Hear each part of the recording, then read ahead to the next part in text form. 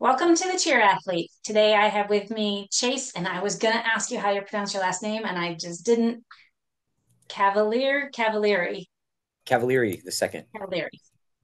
Nice to meet you in person, or sort of in person, Chase. I have been a fangirl since I found you scrolling on TikTok, and there was someone like holding a handstand sideways on a bar, and I was like, oh my goodness, who's doing this?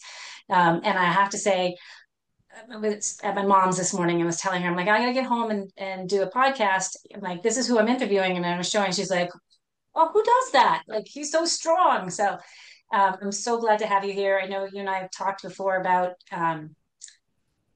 positioning and spine movements and how important that is. And you are a functional strength coach and tumbling coach tumbling specialist in Tampa, Florida, from Stingray All Stars and Move.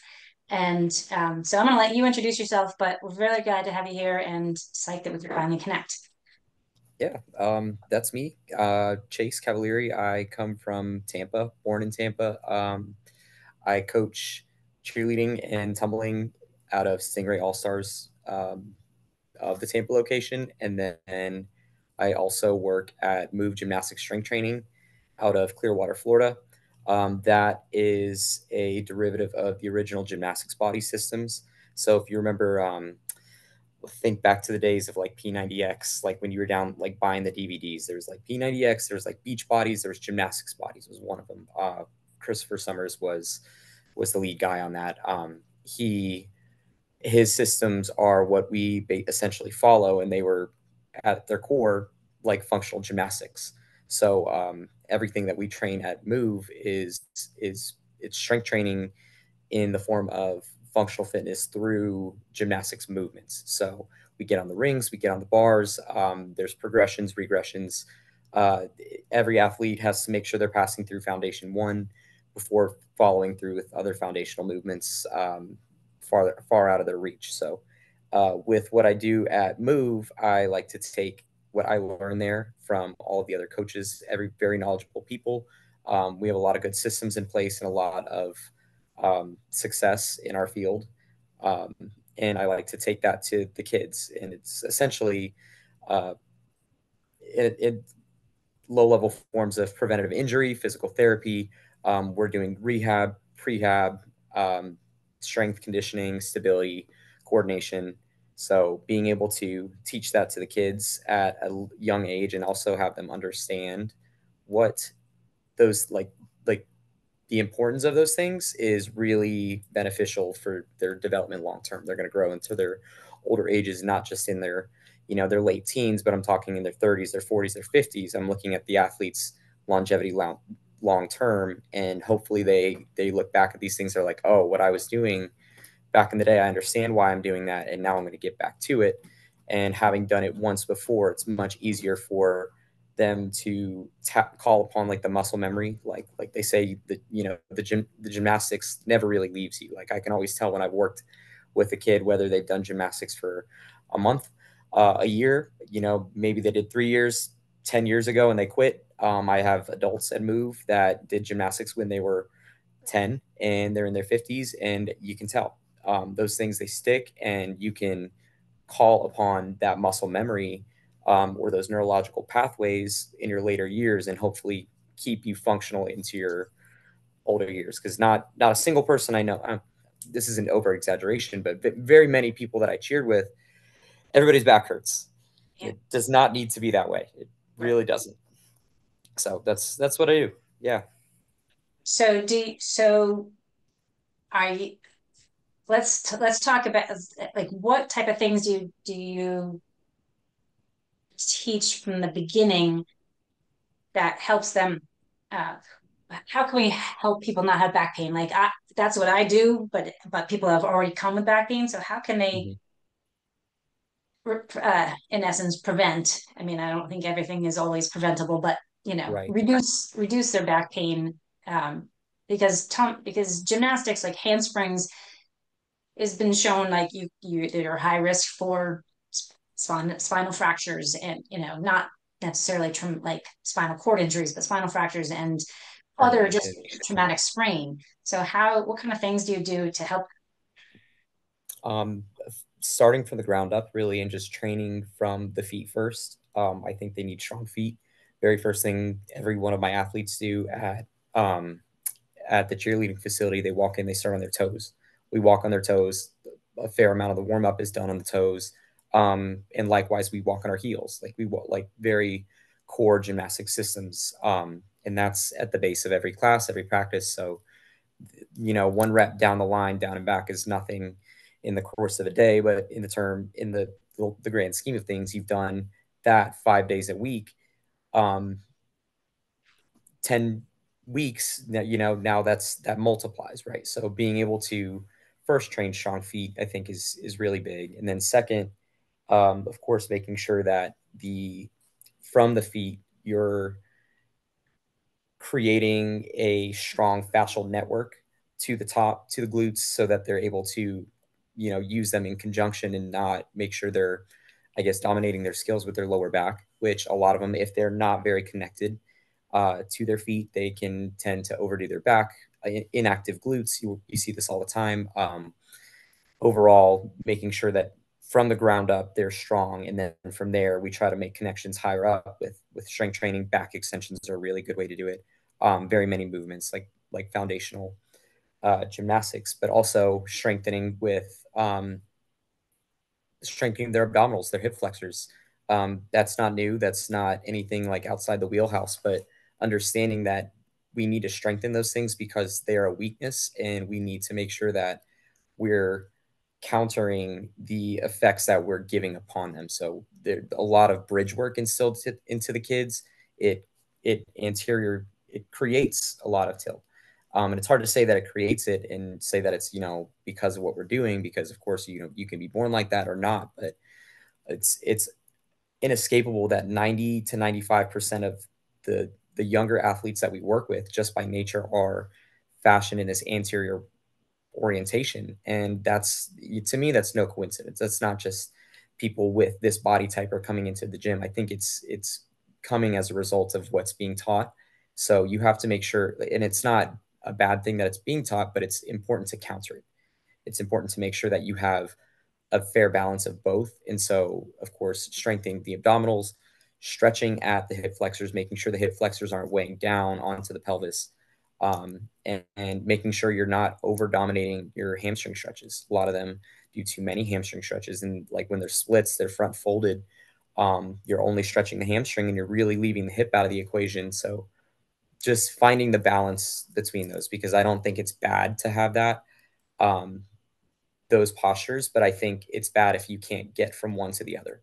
I myself am really naturally am posterior, and a little bit kyphotic in my shoulders. So for me, getting introduced to cheerleading, initially my back hurt for a little while. So, I didn't like it. I didn't like what I was doing, the way I was tumbling. So I instantly, after getting early like skills way, way, way earlier than I needed to, way more than I was like ready for. Um, I realized that I was not flexible enough. I wasn't strong enough to be doing those things. It really hurt me. And I had to change the way I did everything. And when I did that, I realized that everything that you're doing has a balance to it. And if you're not respecting the balance to it, and trying to, I guess, compensate too much for things, then you're going to jam yourself. I don't know if that's the way, but like you can essentially make those muscles tighter and tighter and tighter, and never to the point where stretching it alone isn't it. Like you have to be moving yourself through proper ranges of motion at respectable loads in order to not be, I guess, creating more weakness by using your strengths. So I really, by nature, I'm a little bit more like kyphotic posterior. And since adopting the sport of cheerleading, I've become more anterior, and I also have the comfort to switch back and forth at will. Like I catch myself sitting, like resting in both positions more than one anymore. Like I used to slouch really bad, but now I also catch myself standing with my legs locked out in the arch, and I'm like, oh, okay, I'm doing it. I'm doing both. So it makes me more aware of where I am in space, but also I don't have pain. I don't have that back pain, and I'm, a high level athlete in the just the stuff that I do, and I do it for fun. I'm adopting gymnastics long after cheerleading and making that my strength training. And surprisingly, I'm not as much in pain now as I was back when I was like competing, and then shortly after competing and like dealing with the after effects. So yeah, that's kind of how I go for it. I think so. For those that don't know, an anterior tilt is when you kind of sticking your butt out and tipping the front of the pelvis forward, and then a posterior tilt is like tucking your bottom under. And I liken it to Pee Wee Herman kind of. People don't really know who Pee Wee Herman is these days, but or Urkel. Um, but being able, like that, I think is a huge takeaway. Like being able to move efficiently between the two positions. People come into me all the time, like, oh, I know I get bad posture, and I need to, always. And the bad posture is one that you can't move out of, the one that you're stuck in. And when you can move in and out of it, then you're golden, and you create that mobility to help that to find the balance in between so that you find that stability too. And I love that you tie the feet into that because I think everything kind of starts from the feet and connects all the way up. And if you can check in and tune in with what your feet are doing and where your foot pressures are, it will affect you can just make a subtle change and it'll drive it up the chain. And I think that's important for tumbling, but is also for flyers or bases that need to get under flyers, but flyers that need to do make that small correction. Like if they can just kind of check in with what their foot is doing, it's going to make a big difference what their hip and their pelvis are doing and make everything more stable. Mhm. Do you get a lot of pushback? Because everything I hear on social media, they need more flexibility, they need to stretch more, they need, um, do you get a lot of pushback in creating movement versus just stretching your hamstrings? No, definitely not. I think people love what we do, and when they see what's going on, it looks fun. It's engaging, and they can see the kids are struggling in the way they need to struggle too, and the kids can feel it too.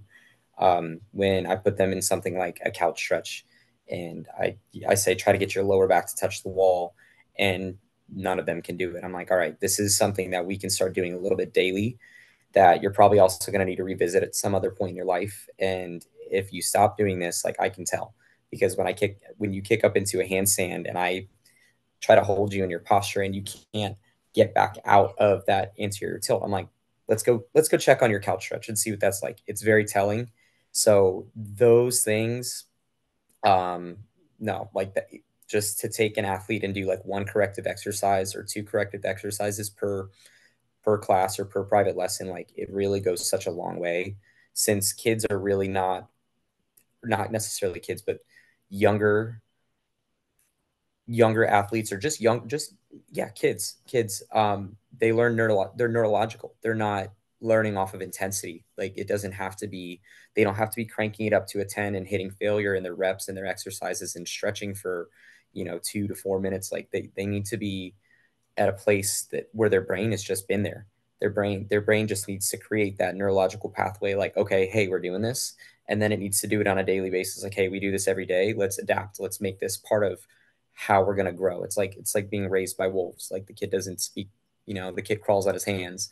That's all the kid knows. So it's more of that kind of approach into it, and the movement side of it, like you can tell when everyone around them is slowly starting to adapt and grow. Like you can see the growth in our system, like from the the pre-teams to the prep kids to the classes. The rec kids in the classes are starting to adapt to the all-star kids in the classes, starting to, when I say, hey, try a frog stand, here's a little bit of like movement fun, you can see there's a very small, that's like the first barrier of strength for some of them, that they're like, oh, I actually can't do this kind of thing. So a lot of them, very shortly over time, just doing like the proper progressions, like feet assisted frog stand, they're able to get to those things like, hey, I can do my first frog stand. Hey, I can actually start to hold myself in a handstand. And the strength transfer is like, it's very noticeable. And it's really like, we've fallen out of a rut where the kids progress too slow. And in fact, they progress too fast. So you just have to make sure that there's enough walls and barriers for them that really challenge them, that you can be like, they're clear, like yes or no, you can or can't do hold a handstand 5 seconds. Like that way they know where they're at and they're like, okay, am I ready for higher skills? Yes or no. And then if they come to me, they ask, and I'm like, well, what am I going to ask you? They're like, can I hold a handstand for 5 seconds? I was like, Yeah, yes or no. And it's kind of like a self-learning process. So I don't think anyone is bored to it because it's just kind of part of like our culture. Yeah, we you I think you had posted something about neck. Like, do you I really like how you not just from the foot to the hip and talking anterior tilt, but like talking head position. What is the best head position when you're doing we'll say a handspring, just because, or a handstand, to stay in the handstand. Um, like, because I can remember taking my cheerleaders to gymnastics, and everybody was extending their neck and wondering why they had neck pain. And so, where is the best position in a handstand, or is there a best position? So that's a really good question because handstand is there is no best position in a handstand. There's just multiple positions. But in a handspring, I definitely believe neutral. I think neutral keeps you braced. It keeps you accessible to the thoracic spine. If you start to tilt too much, it calls too much upon the lumbar spine. Those muscles from the neck, they run all the way down to the back of the feet. Like the the second you begin to tilt and you add compressive forces to that, that's when it becomes a problem, especially when you're already tight there and you're already stretched on the anterior side. So it just that's where it becomes a problem is in a handspring when the head starts to tilt too much. But I think there in something like a back layout step out or like a back aerial or a front aerial or a side aerial, like that head position is totally fine because you're not adding compression to the spine in that capacity. So in something like a handstand, um, I think also the handstand is different too because it's not dynamic compression. You're Mhm. stationary, and if so long as you're strong enough to hold yourself there, um, and beat like the foundations one, which I believe is chest to wall handstand, 60 seconds for 5 sets, I think with 60 to 90-second rest. That's foundation one. And if you can't do that, then you have no business going for a freestanding handstand. So at that point, if you can pass foundation one, then you can assume whatever head position you believe is like appropriate for your handstand.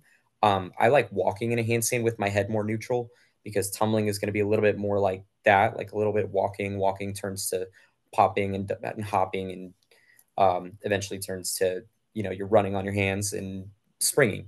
That's what springing is. It's the spring. It's the running. It's the jumping of the hands. So um, I think holding stationary, I find my best balance looking at my hands and feeling my body better. Um, it turns my it turns off one thing of when my head is neutral, I can see the world around me, which is cool Mhm. for tumbling, especially when you're timing tumbling. You can see when you're off, you can see when you're on, you can see where you're going, you can see who's tumbling at you. Um, and you can see your landings. But when you're looking at the ground and you're holding stationary and hand balancing, it's almost like closing your eyes. Like you turn the sight off and you turn the feel on, and you're able to connect and articulate your spine a little bit more. It kind of it doesn't keep a fully tense fishing line type of compression in your body. It adds a little bit of slack so that you can wiggle and counterbalance between the two different positions. So yeah, I think handstand is a bit of both because there is multiple handstands too. The more I explore, there's not just the pencil handstand, but there's the circus handstand. There's the double seven. There's like all kinds of. You've seen when people move their legs in circles. You don't really necessarily have to have like a tight core, but you have to have a strong core. Um, but yeah, I like both for handstands. Staying still, I look through the floor if I'm trying to hold for like a record. But if I'm trying to walk, I'm looking around me. That's that. Again, that goes back into being able to move in and out of it and have the control proximally to be able to do that too. That's super cool. The balance Um, is both. Mhm. yeah. Um, I I've never been able to do a free handstand. I broke my collarbone 3 times as a kid trying to do some version of a handstand, cartwheels and whatnot. And I was able for like 2 seconds, and then I would try it and I finally like forget it. I'm not even trying. So I find it fascinating, and I love hearing I like hearing about how people have continued on for a lifetime and coming back and relearning it. And I think, just in general, it's a great uh, core and body strength exercise that requires a lot. So I like hearing the different, being able to move in and out of it and all that. Walking Mhm. on my hands is like not even, it's a foreign concept to me. That's, but, In um, time. what, so, uh, I'm going to read a question that you had proposed here to me. What are the short and long term effects of strength and flexibility deficiency? So it kind of goes into the tightening and not being able to move in and out of a position. But do you see that changes either in the kids or through the adults?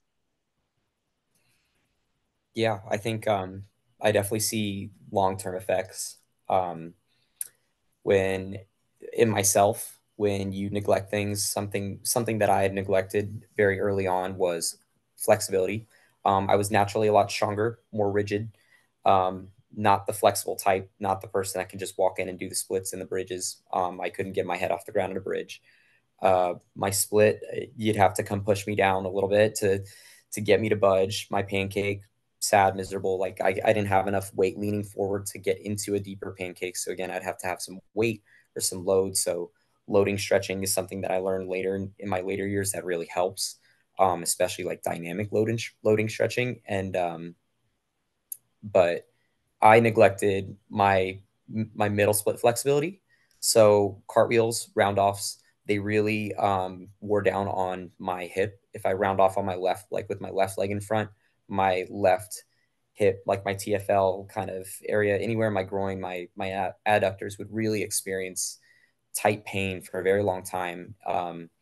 And even to this day, like am more weary of a round off than I am of a back tuck, a full, a double, like a standing skill, just because the limitation on my hips that I still have. And I've gotten a lot better.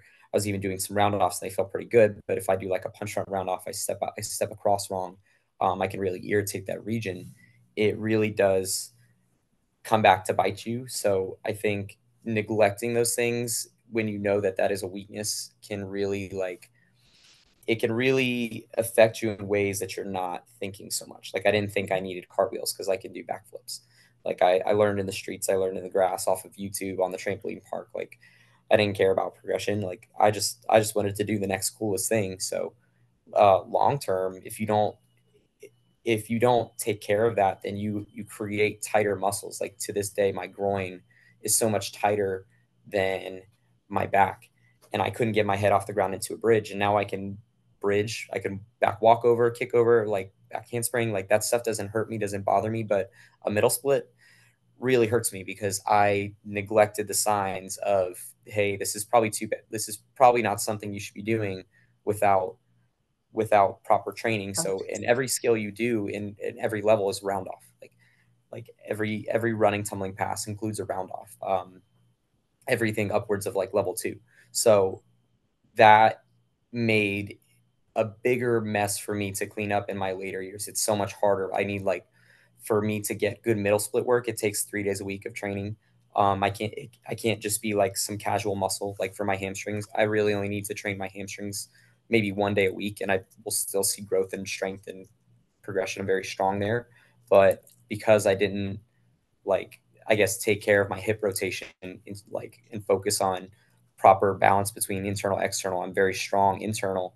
I'm very weak external right now, and anything external is very hard for me to access. Pigeon poses are terribly painful, and you know what? Like training pigeon poses, especially on my opposite side where I'm less dominant on, I get knee pain, and so that knee pain leads into my squats. So it's like it's a very crazy chain reaction that you don't really see and think about, but you just want to find the balance between both strength and flexibility. Because I'm trying to work now more on just balancing the both and learning both at the same time, and just taking everything through full range of motion at appropriate weights. So do you have, how do you incorporate that, um, either in your own training, but also like in the cheer gym because you only have so much time to warm up, stretch, strength train. Oh, Hmm. and hey, you have to practice and do cheer skills and tumbling skills and all the stuff. How does that? How do you find the time to do that, or how do you program that? So I will say it's a bit of a system that we have, and it's not just like me being a one man show with what we do. It's like I trust that when the kids are going to jump class that they're mandatory to go to, um, they get two classes with their tuition, and typically one will do someone will either do two tumble classes, a tumble and a jump class, two jump classes, however they want to do it. I trust that when they're doing jump class, they're doing the systems we've programmed, and that's a lot of plyometric, it's a lot of hip flexor, and it's a lot of dynamic stretches. In the warm ups, our warm ups are very conditioning based, where the warm ups are a lot of their kicks, their crawls, their rolls, and we do it very efficiently. Where the warm up is, it's known, like you know what the warm up is about to be when you walk in. You know the expectation. It's repetitive. I throw some fun things in there. I make it different every now and then. I say, hey, turn sideways. Let's do it this way. Throw some lateral movement in there, but the warm up is the workout in a sense. Like our warm up is typically about 15 to 25 minutes long sometimes for a tumble class, and that is okay. Like that warm up, it's usually about 25 minutes of warm up, and the warm up is then 10 to 15 minutes of its like dynamic mobility, and then there's some articulation, some rotations, and then we get into actually doing skills in the last 5 to 10 minutes of the warm up, and then the next 20 to 25 minutes is drills, and then we'll and usually there's not even a ton of time to condition, but I know that they're all going to be at practice conditioning anyways. So I trust that we do a fair balance of everything a little bit in every class. Like in the warm up, there's conditioning as well too.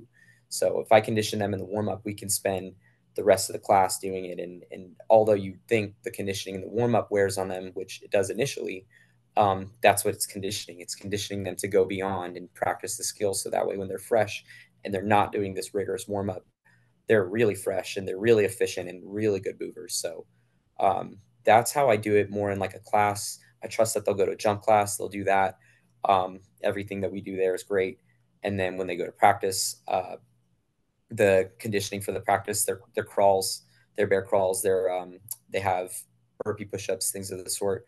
Um, but I also make sure that I take care of a lot of their upper body conditioning in the tumbling class. It's usually what my priority is for them, is that, and then also focusing on making sure their hamstrings are good. We do like single leg glute bridges, of course, all the time, and just making sure hollow bodies, like at least one hollow body a day, like per class, um, is a good way to kind of do that. Make sure that you're kind of checking off all the boxes. But yeah, the warm up includes plyometrics. It includes kicks. They're walking on their toes, like I said. That's isometric. Um, and coordinated movements, making sure that they're crawling certain patterns where they have to make sure their hands and feet are like lizard crawls or crab crawls, ape crawls, bear crawls, um, any kind of animal that you can imagine. Um, yeah, people, I teenagers come in. I'm like, let's do some crawling, and they look at me and they're like, "What? I have to crawl?" Like, yeah, no, crawl, like baby crawl. And then when you can baby crawl and own it, then we can make it harder. But it's so it's funny but not funny how many people actually can't pattern to cross connect and to alternate movement and to do so without letting their whole body just move all over the place. And so I love that you include all that, and I think that if they're getting used to it now, they'll see the benefit of it the long term also, Mm-hmm. and hopefully keep that going. No, you're so right. The crawling is very underlooked. It's the bridge between walking and on your feet and walking on your hands. Yeah. That's essentially what that is. And you can take crawling, which is very hands and feet based, and turn it into more hand based things. So we do things like I'll have to show you one time. It's like a monkey hop, where it's like a low sweeping cartwheel or like a rolle, but you get the feel of like a mini press, and it's something that even the lowest level can do, and you can scale, and they get better at it, and you challenge them more over time to lean forward and put more pressure over the wrists, and all of a sudden they're creating that strength to hold themselves on their hands and not just relying on gravity to go up and come back down. The crawling is very, very helpful. And in terms of patterns and coordination too, it's like it's really hard to coach kids that don't have the coordination. So just expecting them to be able to do things that other coordinated kids are when you're like, oh, well, this kid can do it is kind of a hard ask for a coach because it's the coach's job to make the coordinated kid. And if your kid can't crawl like in whatever pattern, your kid can't, the left from right, like that's on you. You have to help them and you have to create that for them. So a lot of the warm up is just creating movement and giving them the tools for success. And then it's like when it's time to get into skills, they can do the things that I asked them to do. And also because they're in the classes that are appropriate for them and their skill level, like there's clear expectations to be in a handspring class for us. And for that, it's have a front walkover, a back walkover, and at least one opposite walkover. We want you to have all four walkovers, but we'll give you some slack 3 out of 4, and all 3 out of those 4 have to meet the coach's standard. And until you can clear off 4 out of 4, you still have to remain dual enrolled in the walkover class and the handspring class. And a lot of them will be in handspring and walkover for years, um, in both. And they have such a great progression line. Um, and they're doing similar drills and they can do back to back classes, but the drills from one class in the warm up, they have to do the warm up in the next class, but the drills are not the same. They're different crawls, they're different walks, they're more lateral jumps, they're more advanced. So you're adding layers upon layers, and that's how we keep that growth going. I love that for them. And I think they can get frustrated because they're, why am I still in this class? Why am I not progressing here? And why am I still doing the same? But they're building a foundation that we want to make things happen yesterday. I want to have my handspring yesterday. I want to be doing, whatever, double fulls, you know, tomorrow. But it doesn't happen that way. And when it does, you don't have that muscle memory. You don't get that same body learning and the same joint stability and strength and just body control, that if you do the same drills all the time and you build on that, and you are adding those progressions in as you're ready. Oh, hi, kitty. Usually mine's in around. He's not allowed in this room, so She turned on my um brightness. How do I fix that? Okay. She turned my laptop off when I was trying to connect earlier. oh. She's a menace. That's what they're supposed to do. But yeah, I think that's really important that because it's teaching their body and it's giving them that muscle memory, for the long term.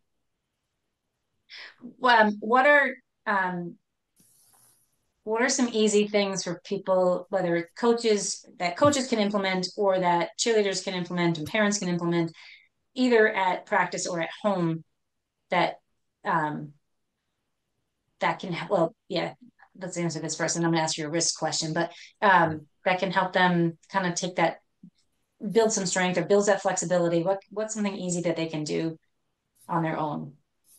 Is there anything? Um, Or yeah, at practice, not necessarily on their own, but I think the most important thing, honestly, it's not like a do this or do that, but it's more like just education. I think just knowing more about the body makes a huge difference in the grand scheme of things, and like why some of those things are important. You have to explain to those kids in a way that it makes sense to them, and the parents and the coaches like, well, you try it right now in your age, like you try this like rotator cuff, and I'm sure you'll find something that will challenge them. Like you know where people are generally very weak. You deal with people all the time, and it's like everyone's got very similar symptoms from the side effects of life. And so my best advice is just education. I know so many coaches know the skills, but not enough coaches know the body. So coaches that know the skills are like stretches. Let's do these things. Let's try this stretch. I saw this online. I saw that, but not everything is the best, and not everything that you're doing is exactly how they're doing. And like you don't know what their athlete is prepped like. Like you have to be prepped for certain degrees of stretching. You can't just hop in and do everyone can't just hop in and do oversplits. Honestly, not many people should be doing oversplits. Very, very few. Honestly, just really the high elite level athletes. And I think, it takes a certain body type, and even then it can cause problems down the road.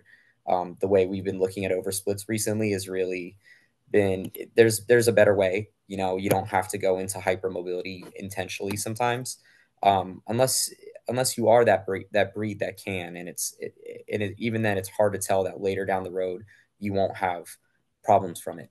But when you look at people like I forget her name, one of those crazy acro hand balancers. I don't know why I'm blanking on her name, but she's just incredible, and she's like shooting bow and arrows on a hand, like on canes. She's like holding the bow and arrow and a scorpion. Like someone like that is fully capable of like managing and maintaining oversplits. So to watch people online and do these things and do these stretches to be like, okay, that's safe for me, that doesn't mean it's safe. Like I think it's best for everyone to know the body.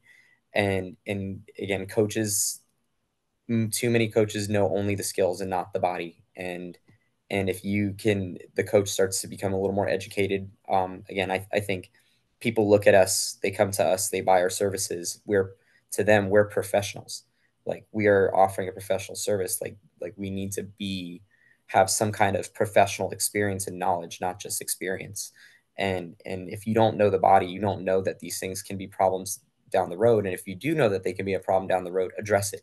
Be like, hey, we're going to do these. You can work on back handsprings. We can try it. Like when the kid is severely asking, like, can I try it? Can I try it? Can I try it? I'm like, I'll tell you what, it's like rolling a dice. And if I told you 3 out of these 6 die are going to hurt you, would you do it? And they're like, I'm like, okay, so that would be your choice. And these are the problems down the road. And it's because I know at the end of the day, they're going to go home on a friend's trampoline and try these things anyways.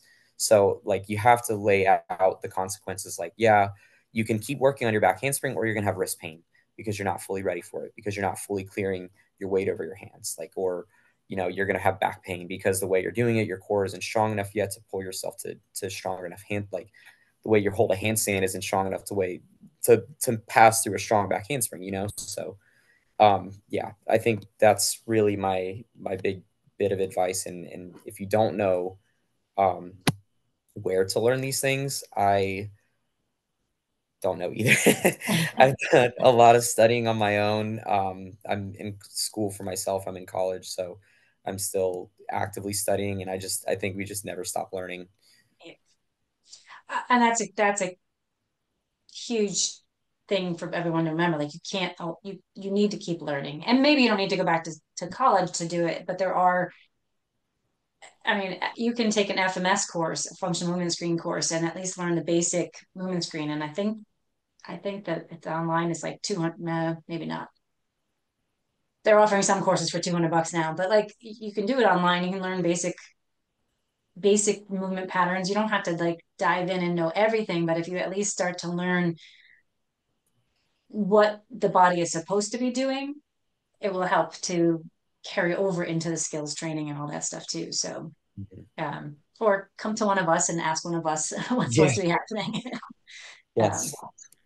Yeah, um, I agreed. I don't even learn too much about this stuff from the actual school and college that I'm going to. Like I'm just getting a degree. I do this learning through experience, like on my own. I go out and I go to seminars. I listen to people talk. I listen to podcasts. I've listened to your podcast several times.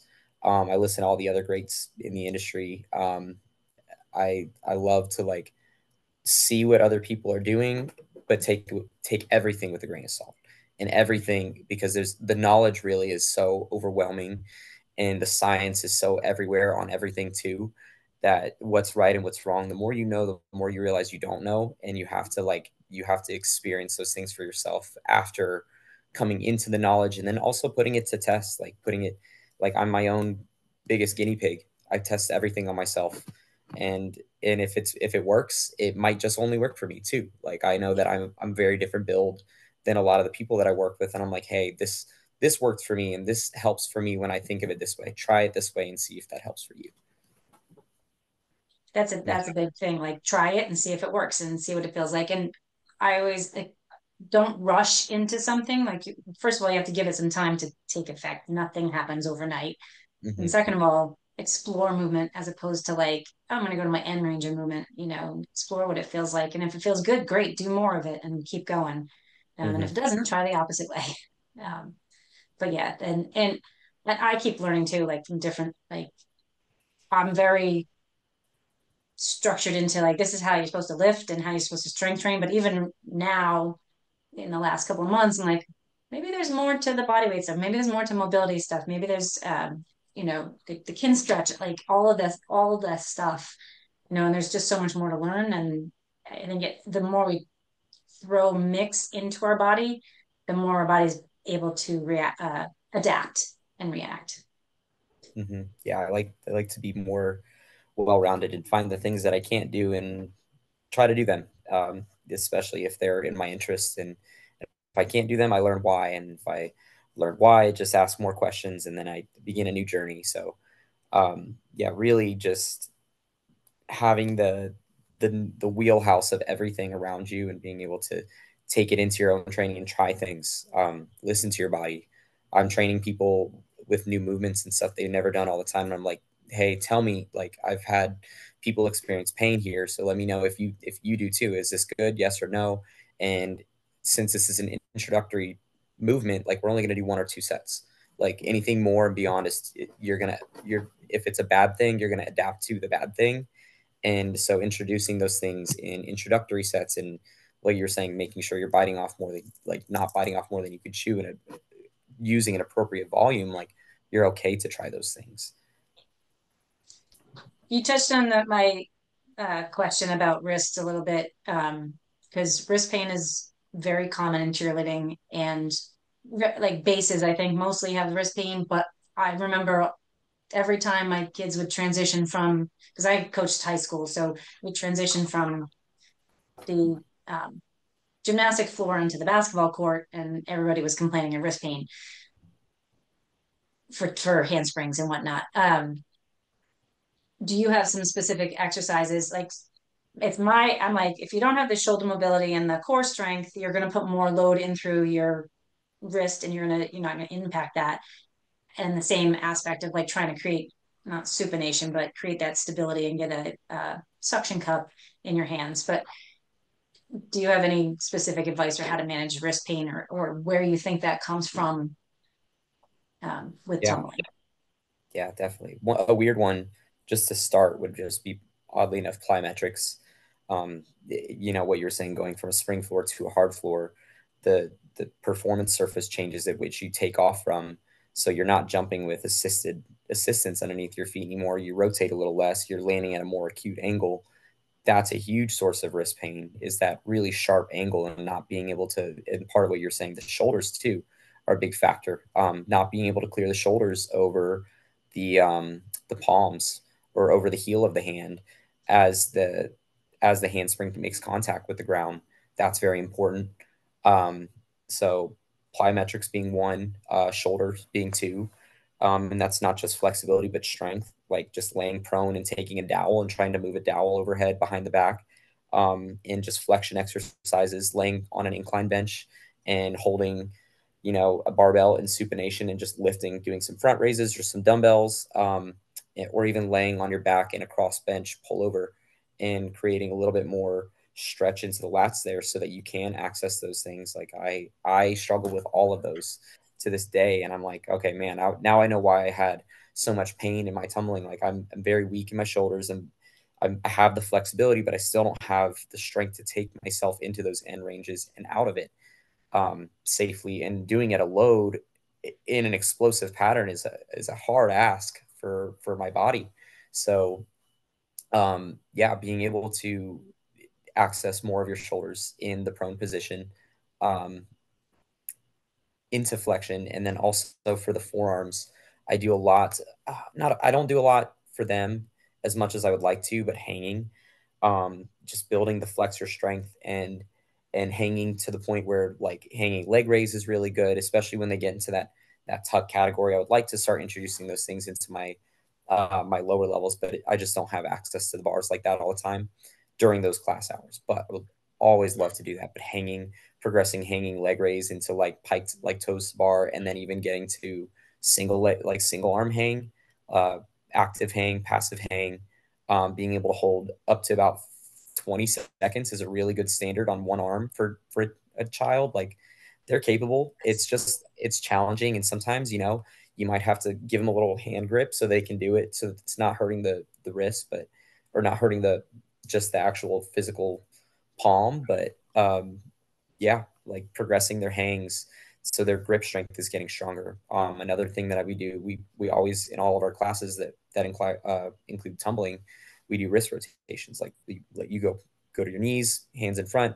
This is a classic, of course. Like that's just like a no brainer. But doing them with your hands flipped over or flipped backwards, and then even pulling into fists and doing that with straight arms, and or starting in the fist and going into the flat back of the hand are also great ways to strengthen the wrists without doing something like hanging. That's flexor strength. Um, Wrist curls, classic. Take two cans of soup. Like that's not bad. Like that's people look at that as old, but that's still gold. It's great. It's that stuff doesn't have to go away because it's been done before. Um, and right vice versa, like working the extensors, that's even harder. I think working the extensors can usually be a bit tougher, but um, making sure that yeah, the two cans of soup are one of the classic, most easiest ways to work on reverse wrist curls. Um, I sometimes, if you have one of the little rollers, you know what I'm talking about. Yep. That's one of the Yep. best ways to do that. And then I am really on the verge of getting a rice bucket, so they can do the good Shaolin monk training where you put your hands in and you spread Yep. out the iron fist stuff. So I take everything from everywhere and I compile what I like for myself and what I see is working, what other people also feel is working, and stuff like that helps. So yeah, strengthen the shoulders, make sure they're flexible as well. Make sure your plyometrics are up to speed with the amount that you're flipping on the floor, and yeah, just constant wrist articulations and strength drills involving hanging and wrist curls, reverse wrist curls. Um, and we do also move lateral movement as well too, just like all different kinds of wrist stretches every day. And that stuff you could do, like, yeah, you're not gonna have a soup can at school, but if you're sitting in class waiting for your class to begin, it's easy enough to do some wrist mobility work while you're sitting there and do some wrist Oh, stretching to, yep. hang your Oh, cell phone off the front of the desk and yep. just yeah, I think that's and I do those things like wrist rotations. I do them with my classes, and I can sometimes coach up to 5 to 6 classes a day between the two gyms, and I do them with all my people in all my classes, and it's just so daily for me that my wrist can handle that kind of load. So doing it more than just once a week too, and Right. making sure that it's something that it's done regularly. And I just the things that I know that I'm very weak on, I try to do them first because what my body and my mind wants to do is just get right to the thing that I Yeah. want to do today. But I know the things that like if I walk in on an upper body day, I'm gonna stretch my legs a little bit. Like I'm gonna work on my hips and then I'm gonna stretch my upper body. And then I'm gonna work on my forearms. I need to work on my because I have tendinopathy symptoms in my right elbow. So if I'm pulling, I need to make sure that I'm doing my eccentrics and my isometrics for my tendons so I'm not going through the rest of my workout with an angry elbow. So the things that you don't like doing or the things that you know you need to do is just do it first. It really is worth the 10 to 15 minutes that it takes to do those things.